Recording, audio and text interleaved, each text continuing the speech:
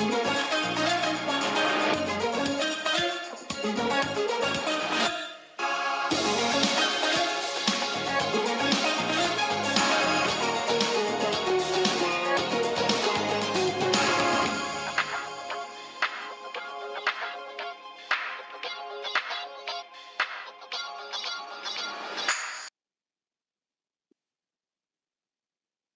let me just share.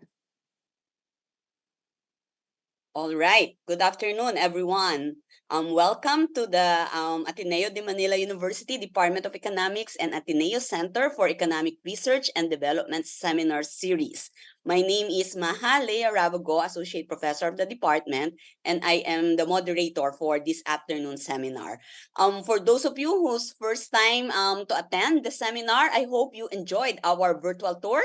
Next semester we hope that it will be hybrid, meaning we're going to will be having on-site and online seminar to let you and welcome you to the university. Before we start, let me just remind everyone of the house rules. First, we will let the speaker finish his presentation before we entertain questions. Zoom participants, kindly stay muted and stop sharing your video during the duration of the presentation. During our question and answer portion, you may virtually raise your hand and wait to be acknowledged. You may unmute and show yourself when asking your questions. We are also live on YouTube, so for those participants joining on YouTube, you may post your question in the comment sections and we will read them out for you. Slide videos and other materials from the seminar are posted on our website only when the speaker gives his consent for sharing them. And this afternoon, we are given consent, so recording of the seminar will be in our YouTube channel. We are fortunate to have today our speaker, who is an assistant professor at the International Project Laboratory in the Department of Civil Engineering at the University of Tokyo. Previously, he was a project researcher in the Global Energy Policy and East Asia Research Unit of the Institute for the Future Initiatives at the same institution. His research interests include sustainability transition, energy studies, and social innovation. Currently, he conducts studies on the energy transition in Southeast Asia at both national and regional scales. In addition, he conducts research on energy, sustainable development, and regional revitalization. So he is here with us today to share his research on household preferences for renewable energy across ASEAN cities. Without further ado, please join me in welcoming Daniel Del Vario Alvarez. Daniel, the screen is yours.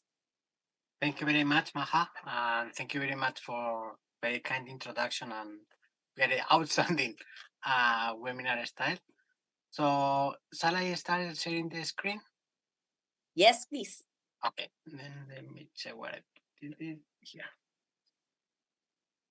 Then, can you see well? Yes.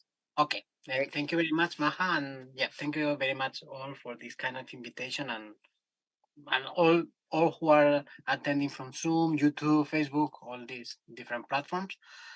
I hope we will have some kind of interesting discussion on this research on household preferences for renewable energy in different ASEAN cities. I have also to thank Lina, who kind of introduced me to this seminar. Also is one of the research members or contributors to this research. So with this, yeah, I'm Daniel Del Barrio Alvarez. I'm assistant professor research associate at the Department of Civil Engineering, the University of Tokyo. And this is actually a research with many people that then I will start to mention later. And then let me find this. Okay, so then just to start a bit of the background of this project. So actually, I'm currently in the Department of Civil Engineering, but this project is part of another institute inside the university. This institute is called the Institute for Future Initiatives, or IFI, which is kind of a special research institute within the university, particularly in the sense that there is no students, it's only researchers. And also many of the researchers are affiliated with other departments. And one of the points that this try to be kind of very interdisciplinary and kind of dynamic research team or research unit type of institute. This institute is also the merge of two previous institute existing in the university. One is the Policy Alternative Research Institute, from where I come, that is PARI, and the other is the Integrated Research System for Sustainability Science, IR3S. So these two research institutes were combined in when the university started to adopt kind of ambitious planning or strategy related to sustainable development goals. So they try to streamline research down in the university toward the realization of the SDGs. And that relates a lot to policy and social recommendations on future society or future society SDGs, and also to be this kind of international interdisciplinary collaboration hub within the university. And it's not only for researchers, but it's also with civil society organizations, governments, industry, anybody. So that is the type of research that are there. And then within the IFI, there are different research units. And this research falls under this Global Energy Policy and East Asia Research Unit, which deals mainly with topics related to energy, of course, in East Asia, but trying to combine a kind of global perspective and a country perspective. And this unit was established after the Fukushima Daiichi accident, and then a lot of the research has been guiding towards more transparency in the policy making, trying to assess what are the impact of the different alternatives. And somehow we have been leading, or this unit has led mainly to Southeast Asia topics. I put there some of the research projects. Some of them has been already concluded and others continue. So the one I joined from the very beginning, at beginning when I joined them, was at the bottom, that is the electricity filters in the Greater Mekong sub-region towards sustainability, inclusive development, and conflict resolution. And this project was initially focused on Laos, but then it moved to Myanmar. That is where mainly I joined, and then we did this. I put here some of the example of research and activities that we did. Techno-economic assessment of microgrids that was done by Masako Numata and Masahiro Sugiyama, also members of the unit. And I did more on terms of the role of solar energy or sustainable electricity policy making for Myanmar. So we have also a lot of discussions with parliament members as well. We published one book that was finally published last August, if I'm sure, right, as August or September. This energy policy for peace that was edited also with Professor Dan Kamen from UC Berkeley. And we have there one chapter on Myanmar as well as another in Colombia, in Latin America. But so that was one of the projects. And then other projects are related to climate mitigation and innovation. And the one I'm going to talk today more is this public attitude towards energy policy and sustainable development in ASEAN, which kind of we conclude in July 2022, but we are actually still kind of producing outputs from that. We are publishing some papers, and we have one is being submitted this or next week, and we have another two under review, and more are coming. So we are being slow, but yeah, there is a lot of good material we got from there. And another project we are working now is this Japan Taiwan joint research towards carbon-free society in ASEAN, and the focus in this case is in offshore wind. So I personally working more in offshore wind for ASEAN with a focus in Vietnam. But since Philippines, it's also a very kind of interesting country in that sense. Happy to talk about that. I don't know much yet, but I'm very interested on this topic. So with this, just a bit of the background on why we chose this topic or what was the motivation. I think we all know how Southeast Asia concentrate like a lot of the future growth in the energy demand, and there are very good reasons for that in terms of population, economic growth, industrialization, and so on, and even from kind of some justice perspective, like sustainable cooling and other needs. The peak in the demand, energy demand in Southeast Asia is still far ahead. So how to manage this increase in energy demand? And what has happened in the past, or what has happened in the recent past, in the last 10 years, or from 2000 to 2020, it has that this increase in the demand has been faced mainly through coal-fired plant. Then this has the negative consequences in terms of climate change for sure, but also health, air pollution, and even there can be some risk in from financial point of view if coal start to not be that profitable. Also, still is could be there. There could be some risk. So if Southeast Asia wants to manage, or for Southeast Asia to manage the increasing energy demand with the decreasing or reduction on the greenhouse gas emissions, this will require first the phase out of coal, plus almost all the unabated natural gas. These are that are here. So the natural gas, the unabated natural gas is purple, and the coal is brown. So how to do that? Then renewables energy. That could be the kind of direct answer. But it's not only, or there is not such as in a renewable energy as a whole. There are many different types of renewable energies. So we will need, in the case of ASEAN, probably hydropower, solar energy, wind power, and we are thinking more also about bioenergy, geothermal, offshore wind as a new technology. Some others that they may come. There is any space for hydrogen or ammonia or some others. These kind of questions should be there. So then what we tried is to think this on the public attitude. So if there is not only one renewable energy, and also we need to push for this type of elements, we would like to know like how people feel about that, how people feel whether this type of initiatives is a trade-off between climate change and economic growth. Are they going to be damaged economically because of this? Will they oppose the increase in renewable energy? That was our first question.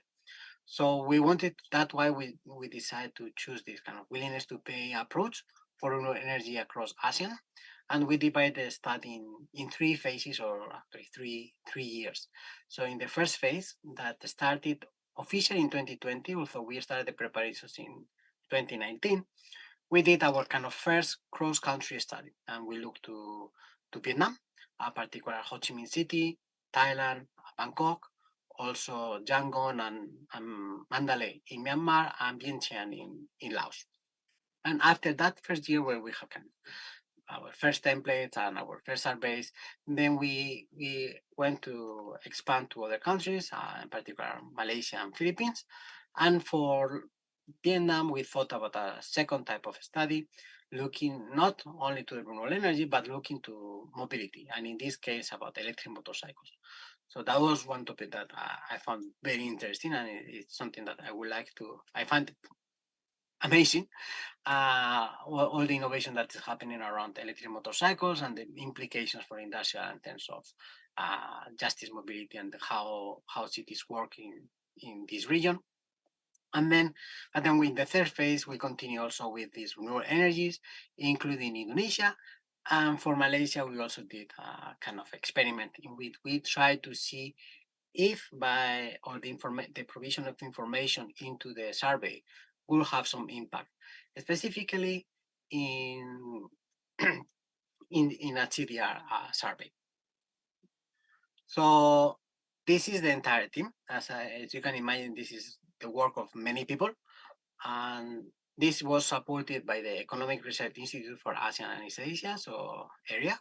And basically we try to coordinate all the work from Tokyo, but definitely we couldn't have done this without the teams in each of the cities. So our team in Tokyo was led by Professor Hirsi Yoshikawa, as well as Professor Masahiro Sugiyama, and then we have four other members, myself, and Nangwan, Masako Numata, and Kisuke Yamaguchi, but we have also teams in Vietnam, Philippines, Indonesia, Malaysia, Thailand, and in Myanmar in two cities, in Mandalay and Yangon. So we are, as I said, we are now kind of getting the results to the public. This first article, in energy, is by Masako Numata. That is the kind of first survey that we conducted, and is the kind of the template that we have been utilized for the other cities. And based on that, we are now getting the results in others. So also we got a special feature in Sustainability Science, that journal. So most of the papers are currently under review there and will be there. I hope it will be coming out during this and next year.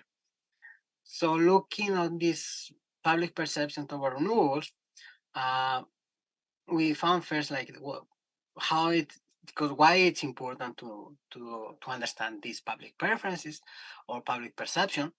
It's first because there is a trade-off between social, economic, and environmental elements. That trade-off may happen, and that trade-off is kind of realistic in people mindset. And it's important to have the public participation or the public support. There will be several initiatives that they will require first their support or their no opposition, and others that they will require them to participate. And then also it's important to have this kind of transparent and inclusive input from the public. So choice experiment, it's a tool that is, I think, it's quite standard and is widely employed. But we found that similar studies were mainly in high-income countries and not that many in ASEAN. We for that there are thousands of studies, so we did a meta-analysis of meta-analysis studies, and that is how we found. And we found also that there are many studies that are focused on this dichotomy between renewables and coal. But we found that in general, citizens in Southeast Asia, they seems to be quite eager on the reducing the reliance on coal as soon as possible, and they think that there is potential in renewables, but not that many research or not that much research has looked to renewables within renewables. So this is our three main questions. The first one is how these public preferences differ among types of renewables. Actually, our very early first question is whether people is eager or would like to pay more for renewables, so if they prefer renewables to non-renewables. But once we get that, we want to know how they see the difference between them. Is they think solar, wind, and hydro is the same, or they see some difference among them. Then we also wanted to have some kind of understanding of what is the knowledge and perception of other climate change actions, as well that was the final on how or whether the information provision will influence these preferences and perceptions. So this is something that we touch just a little, but it's a very kind of important topic to continue. Then for that, what we did was to conduct discrete choice experiments, focusing mainly on the WTP for expansion of renewable electricity in the 7 countries. With in each city, we have between 250 and 1,000 respondents. Then the survey was in itself quite standard, divided in 3 parts: the electricity consumption, the choice experiment, and attitude towards environmental issues. But our main concern and kind of one of the challenges that we somehow work out is how to ensure the comparability between the different surveys. And I think it's quite easy to see or to understand that there are big challenge for that. And the first one is that each country has a very different energy mix, and that means that the questions of how people think or see renewables is different. So in the case of Vietnam, we could include, we are fine and that including biomass everywhere, but in Ho Chi Minh, we include wind energy, but we didn't include mini hydro because just when we did the initial experiment, people did not really understand what was mini hydro and what was, the image was very different. In contrast, in other countries, like in Philippines, we were able to include also geothermal because people is relatively more familiar to that. So that was one thing. The other is also like different cities have different forms, so and the structure or internal administration. So the sampling strategies couldn't be the same. We tried to do similar approach by explain here this multi-stage and stratified sampling, but that wasn't possible. Actually, we initially thought that we could try to do direct random sampling, but that was impossible. That was only available in Ho Chi Minh City. For the others, we have to think on some ways to get to the respondents. Then we think on this multi-stage stratified sampling as dividing in neighborhoods and then neighborhoods to blocks and blocks to streets and so on. But that was actually different. First, because there were cities with very different in size. It's totally different. Bangkok and Jakarta to Vientiane and Mandalay, which are much smaller. Vientiane is also large part are kind of not rural, but it's still the urban area, but it's more similar to rural area. Mandalay is very small. Bangkok and Jakarta are kind of massive cities where they have very different structure. So we had to look on and try to be innovative by following similar systems. So like I put here in Bangkok, we found that how the streets are built, there are some main road, and from that main road, kind of small streets appear. So then let's use that main road as the kind of unit. While in the case of Mandalay, there was more like blocks. So that is what we utilize. Then what we did is try to have a protocol for all the cities. That was basically the same. So how to deal with non-responses, and then it was translated into local language for sure, and then the actual interviewees uh, or the interviewers, sorry, were the students from local, no interviewers were students from local universities. So they have some training on how to do it. So this kind of part of the research that maybe it's not the theory, but it's more about the implementation on how to do in different countries at the same time. It was, I think, one of the lessons we got from this. And also one of the points, I don't know if you realize, but we unofficially started in 2019. That is when we started to think about this survey. But then we started officially in 2020. And that has some issues. So we have our first meeting was kind of hybrid or in-person meeting. And after that, we have many meetings with many collaborators in different countries at different times online. So another kind of interesting experience that we still keep some legacy from that. We were able to collaborate with many people and many nice experts, but yeah, not being on the ground has some implications. Then also we initially didn't plan to do so, but we include some questions about COVID. It seems like almost kind of impossible to avoid to think about this. We haven't actually go too much in detail into this. What we found mainly is that there was a decrease on income in most of the cities, and then there have been some differences in terms of the loss of jobs or closure of household business.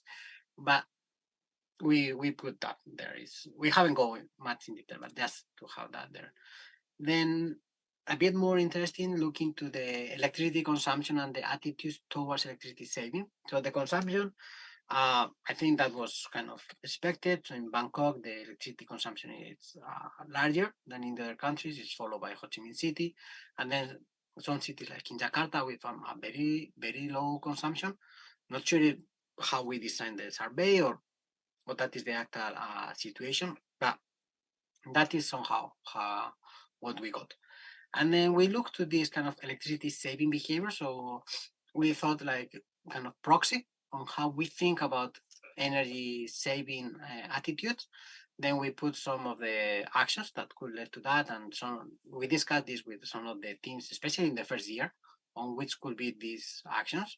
And we found that some that are quite common in all the cities, like opening curtains and windows to get the daylight and cutting the switching off the lights, as well as turning off the appliances when not in use.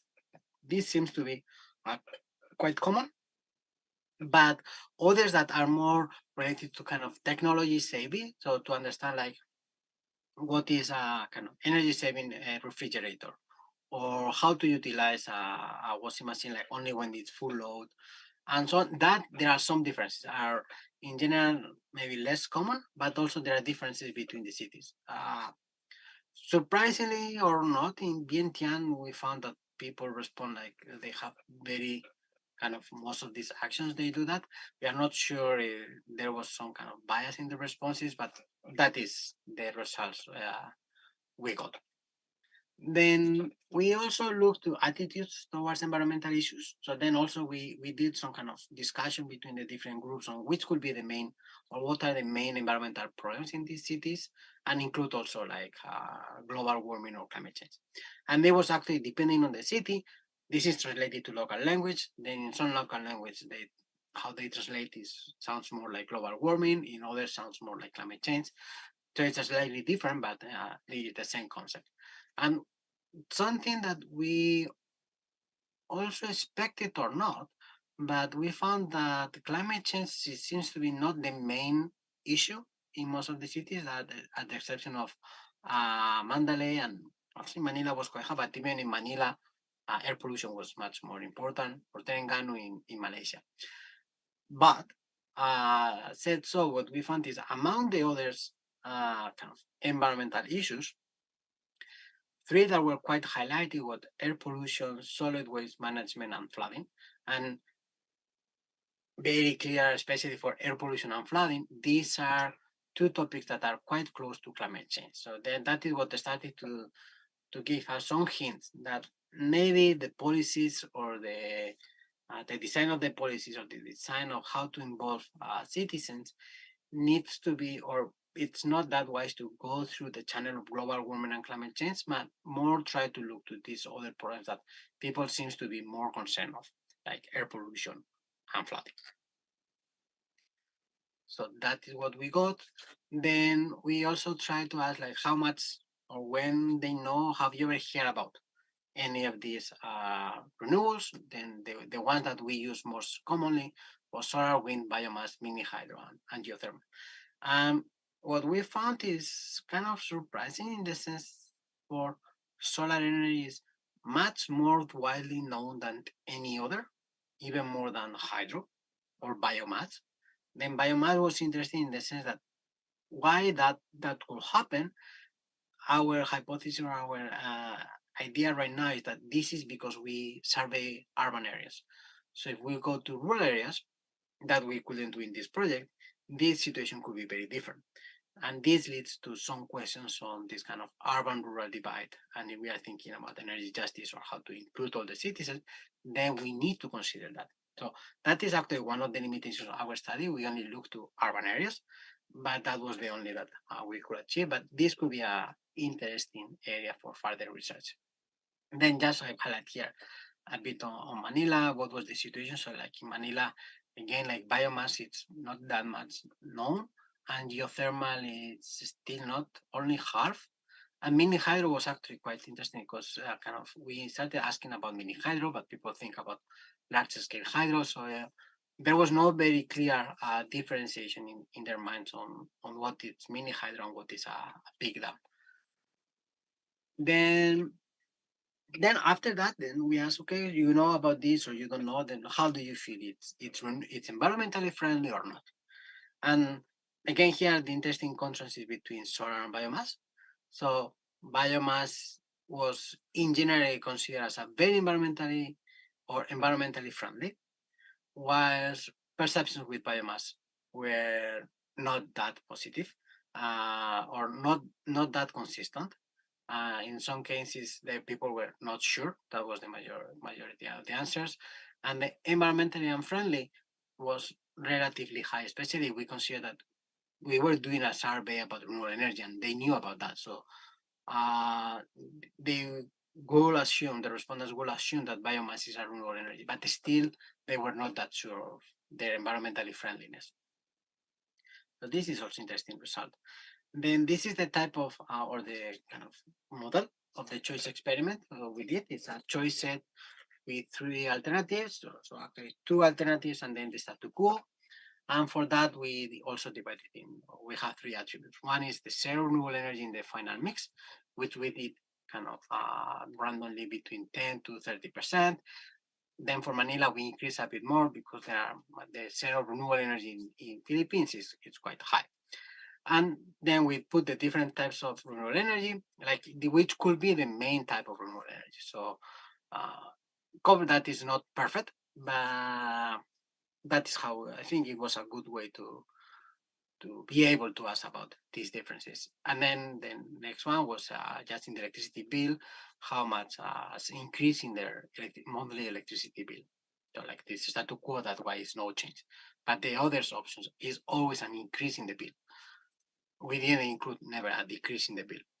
Then when we look to the results from these utility functions, what we look is, well, first is that it seems logic in the sense that the willingness to pay decrease as the increase in the price, but also the willingness to pay increase as the share of renewable energy increase. So that was kind of a positive outcome. Then when we go to look to the differences between the type of energy sources, then we use solar energy as the kind of base category. Then the ones that are negative here is that they are less preferred than solar. And basically, if I'm correct, it's still like that. All these results, or in every city, solar was the preferred type of renewable energy over any other, wind, biomass, hydro, or geothermal. That was kind of interesting fact. And then we found kind of some kind of odd result here in Vientiane, and this negative was for the ASC, and in this case, this negative ASC represent there was a kind of a strong desire to move out from the status quo. We are not sure if that was is the true case. If that is the case that people really want to move out of the case, or the respondents just simply understood that they need to choose one of the others. It's kind of we were not very sure, but that also has some impact in our final results in terms of the willingness to pay, which we didn't go very much about making an actual number of how much will be this. We were more care on differences between them. So which is larger and which is smaller, basically. So we estimate this willingness to pay as an increase in the monthly fee for a 20% increase from the current situation in the share of renewables. And yep, what we found, as expected, was that solar has the largest willingness to pay among any other resource in each city. In Vientiane was quite high, and this is maybe because of the responses that is what we think. But then when we look to wind, what wind was in general positive, and many hydro is also in general positive. But then we found like for geothermal, we found one negative, but also for biomass, we found that in some cities or in some countries it's positive, while in others it's negative.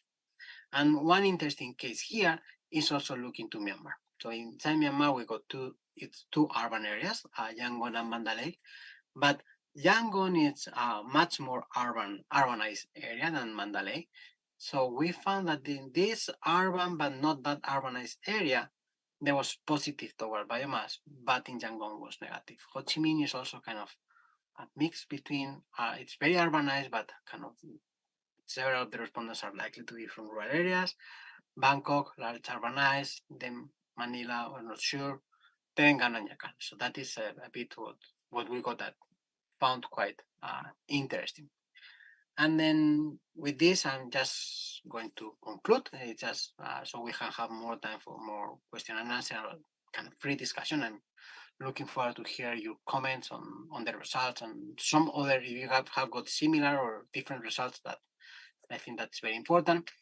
Then just to summarize, one of the points that climate change related environmental issues are of great concern across countries. So it's not only about global warming itself or climate change, but thinking about air pollution, flooding. These are very important topics for cities in this country. So that needs to be taken account into the design of the policies. Then we found that for meeting the rising demand while bringing down the emissions, we will require to deploy a range of renewable technologies. So not only one. But then our question is whether this strong preference for solar is gonna be it could become a kind of challenge for others. And there could be many reasons. From one point is that solar energy is getting much cheaper than others or faster than others. So it's likely that solar energy don't need subsidies, but other technologies may need. Then whether people is going to pause and just say, why not doing solar? And then from a technical point of view is that solar energy alone cannot fulfill the entire demand. So how to manage that? How to manage the different expectations, or how to kind of create the policy framework for that, different policy frameworks. So one of the possible ideas or one of the possible hints that we got from our study or our surveys was that the lack of awareness may explain the lower preferences for others. So as we saw, solar energy was much more well known than any other. And also that reflects that solar energy is preferred over others. So we need to increase or maybe needs to support the awareness of other renewables. What kind of actions could be done? We put here some communication and knowledge of non-solar renewables is needed.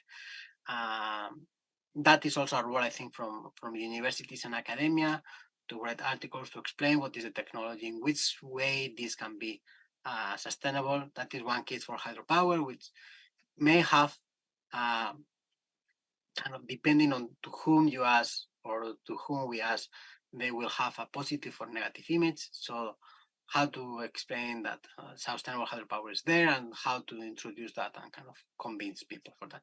So with this, I conclude my presentation. Just thank you very much. I left here also my email if you have any questions or want to discuss anything. So back to you, Maha. Shall I stop sharing the screen or I leave it like this? Yes, we can stop share. You can stop. Okay. Okay, right. Okay. Thanks very much. And congratulations to you and the rest of the team. That was Thank you really, very much. and you must have exerted a lot of effort in that project. And congratulations also to the publication output that you have and that is going to be released.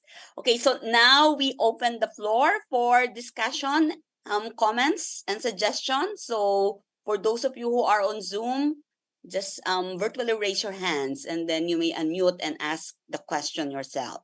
Please also identify yourself first before you ask the question. I see that we have colleagues from IMAP.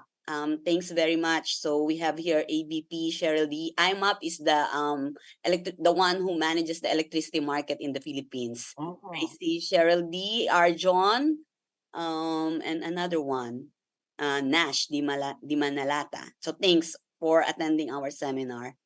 Okay, any question from the audience?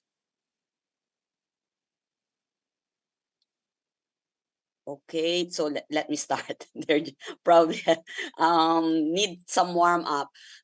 So I guess in your research, so do you see a kind of where you compare the results from the various countries?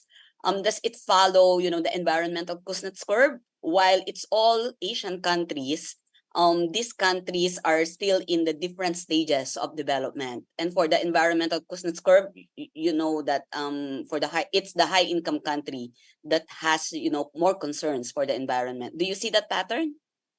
So we see that actually it was kind of surprising that we expected that to be more clear to see, but we found like countries like when we got the responses from Vientiane and from Mandalay was that people was very much pro renewable, pro sustainable. Then when we start to ask some questions, it might be slightly different, especially in the sense that whether they are knowledge about the different technologies, if they can explain what is the differences, they may don't be able to explain that much. But also in that sense, at the end, when we ask us about the willingness to pay, except the case of Vientiane, where we got very high numbers, it for that. That's why we also say that the Vientiane survey it's slightly different.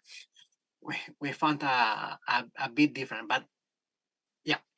So we found that kind of situation happening. We expect it to be more notorious, and we were not sure if it's gonna be more notorious or just because we are thinking on Southeast Asia, it's gonna be very homogeneous or not. And as you said, it's not homogeneous. We are Yes. talking about ASEAN, but each city, even within the country, has their own kind of characteristics. Yeah, yeah, that's interesting. And then another thing in the results that you have, so people prefer solar over other renewable. Do you think that it may be because it's something that they can experience themselves because solar rooftop they can install it in their roof, so maybe Yeah, that's one of the reasons. Does it come yeah, out in your survey? yeah. So we didn't explore that well, but that was one of the feedback we got, and that was one of the sense. One of the points was people understand much better, or they know much more about solar than any others. And wind was also kind of strange in the sense that in some countries, wind is very positive. They like to see the windmill and they think, oh, this is something beautiful. Yes. They may don't know how it works and all the things involved, but they like it. And Uh-huh. in others, the windmill is ugly. They don't like it. So that happened. And then that also goes to the biomass. That was very different. So we assume that some people may have a negative image of what biomass means. They may Mm-hmm. understand, "Oh, this is just burning garbage, so that cannot be good." Mm-hmm. But if we will have gone to rural areas, we expect very different results. Mm-hmm. Yeah. Same thing in the Philippines. I'm sure Lina may have found that out that the windmills in Ilocos is kind of a tourist attraction, but in the US they don't like windmills, right? Yeah, Yes. if I may Yeah. add, if I may add, Yes, Tina, please. for the case of the Philippines, no, because we focus on it and then we came up with a paper on it, no, it has been found that indeed the most known form of renewable energy or technology, no, is solar. And yes, it is likely that it is because people have experience of solar. They see solar panels in their neighbor's roof if they don't have one yet, and so there's the highest willingness to pay for solar uh, energy. But in addition, the observation that among the new renewable energy technologies, biomass is the least known actually, or the second least known. But the Mm-hmm. willingness to pay, as pointed out by Daniel, no, for biomass is higher than the other forms, wind and geothermal and small scale hydro. And the explanation we presented for this is that before the willingness to pay question, before the respondents were given the choices, we informed them about the different renewable energy technologies in the Philippines. Mm-hmm. And I think the mention of biomass being the use of waste materials to produce energy actually induced them to have a higher willingness to pay for biomass, because it will not only solve climate change but also the waste management issues in the Philippines. So I think that's an explanation, a plausible explanation for the higher willingness to pay for biomass relative to wind and small scale hydro. And yeah, Yeah. uh, So yes. if I remember well, that was quite high in the case of I'm Philippines sorry. for biomass. Biomass was significantly higher willingness to pay for biomass than other cities. Yes, So next that to also solar. relate to Mm-hmm. that relates to how different cities has different kind of other problems. And Mm-hmm. then if one solution kind of Mm-hmm. tackle both of Yes. them, that will Mm-hmm. increase. Yeah, I, I think that's the reason. I see, I see. So do you have any plans of because most of your survey you did that in urban areas of each country, right? So you might see a different, answers if you had a sample from a rural area, let's say. Do you plan to is there a second phase to this project? And right now seems unlikely. If we can, then we'll be Mm-hmm. likely to do that. I But see. at this moment, yeah, maybe not. But if Uh, anybody is interested, we, Yeah. we can share. Always. if I may add, Yeah. uh, I now have a dissertation advisee, and she's Mm. planning to do some surveys in Davao Mm. City, but again, still an urban area. And Yeah. now, this is the difficulty of doing it in a rural area. We have to have a payment vehicle. There has to be a way of collecting the willingness to pay to make the scenario realistic to people. And that is going to be a big problem if we do it in rural areas. So it is difficult to do it in a rural area. Secondly, the supply of energy in rural areas can be a problem. The issue is really more of the supply, Mm-hmm. electricity reaching uh, the rural areas. And second, uh, even if there is supply, it can be a small scale electricity, or probably local suppliers of electricity.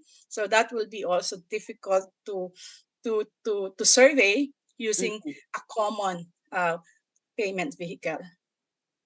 Yeah. Oh, that's good to know. We may have students here who Mhm. wanted to pursue this kind of Actually, research. Any other question from the audience on Zoom? You may just open your camera and ask the question.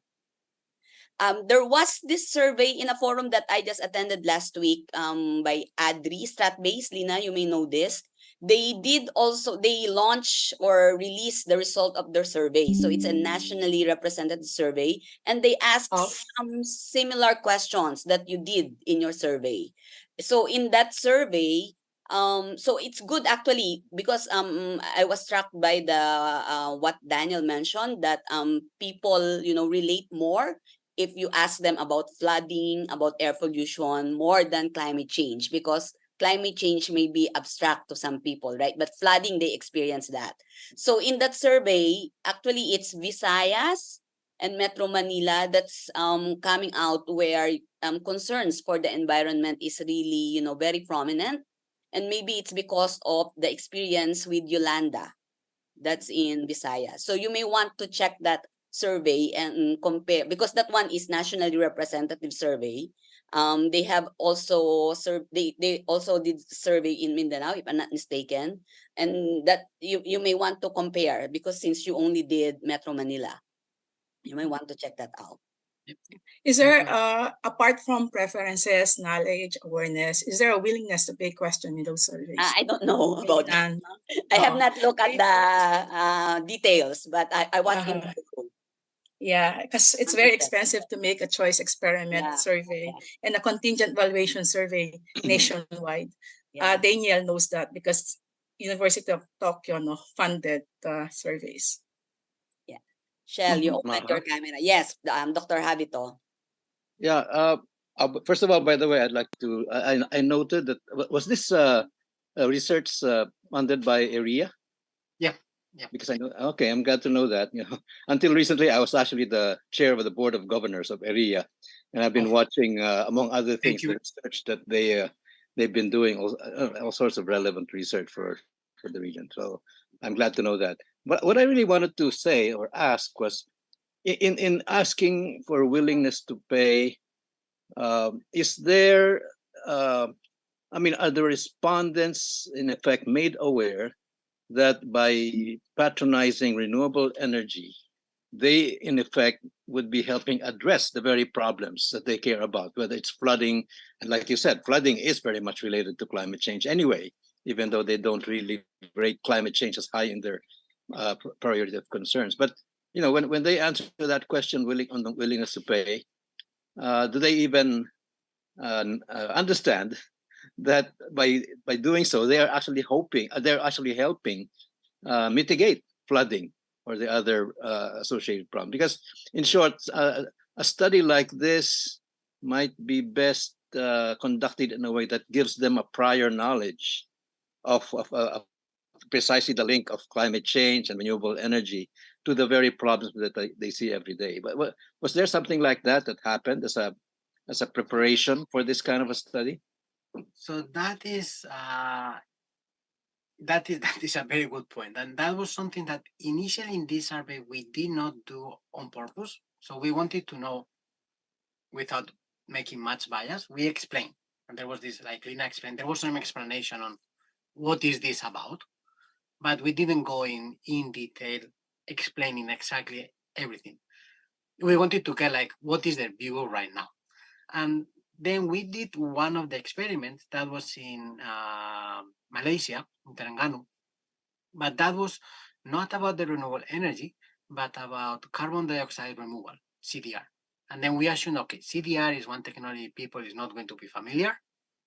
They may say it is, they are or not, but we can be sure that at least at population level, I don't think in any country in the world, population level, people is aware about CDR and what that it means. So we test different ways of giving information. And then the ways was like, what type of information is given and by whom?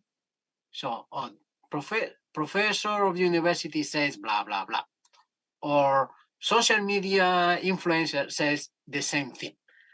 Then we try to see whether the message or the messenger or the media, so this is come from YouTube or from the Facebook, or this comes from the newspaper, or this comes from government media, if that has some influence. And in the CDR, we found that is something that is now they are working, but we found that there is not that much difference in CDR.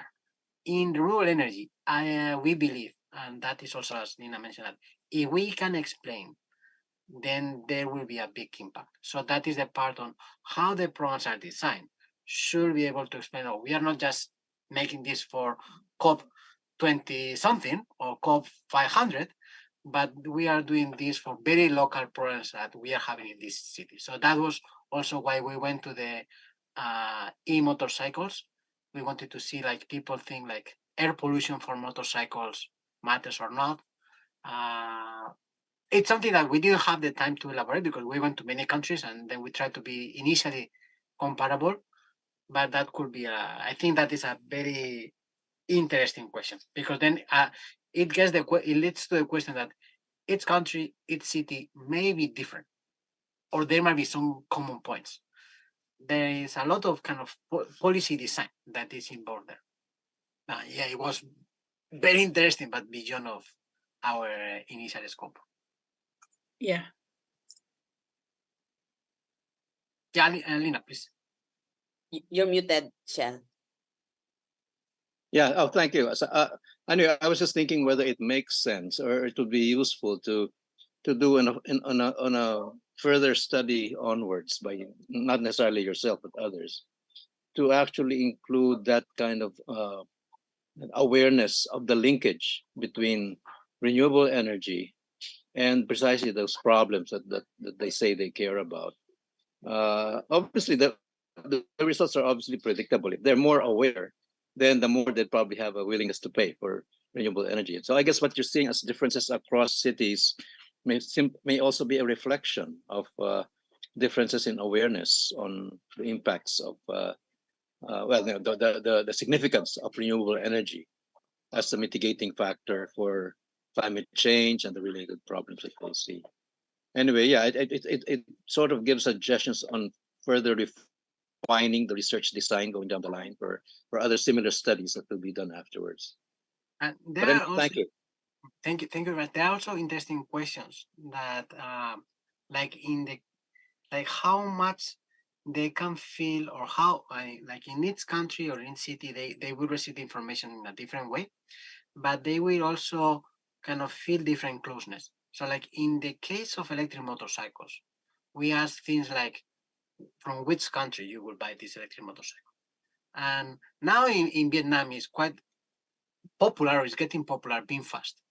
So when we mention, oh, this is we put different countries like Chinese, European, Japanese, and Vietnamese. Willingness to pay for Vietnamese was much higher, was at the level of Japanese ones. And we think that that also related to being fast. Now they get a lot of information about being fast, and they may feel some pride, and they may think, oh, this is kind of good for the country or whatever other thing. But that relates to that. Then in the case of biomass in Manila, then they may relate, oh, this is also waste. I mean, dealing with waste. And this might be also an opportunity to get some income that could relate to solar. If I have my solar panels, they can really understand like, oh, maybe my electricity bill will be smaller. Then that package, it's important. So I think one of the points we wanted to say is that it's not just a making feed-in tariff, or it's not just say like, well, we have to do wind because that wind is good. But the package need to understand that the citizen is not it's an active part of the process. If they don't buy, if they don't choose the electric motorcycle, it doesn't matter the best electric motorcycles are built. They will go for the gasoline or they will go for a private car. Then how to stimulate? And the same for the kind of solar energy or the others. I think that was one of the points we wanted to make, or we think we extract from there. All right. I think we're coming to the conclusion of this Q&A, unless anybody has any other question Okay, so but before I invite you all to open your camera for our photo opportunity with our speaker, let me just remind you of some information. If you want to download some of the materials from the previous seminar, please visit our website. For the recording of our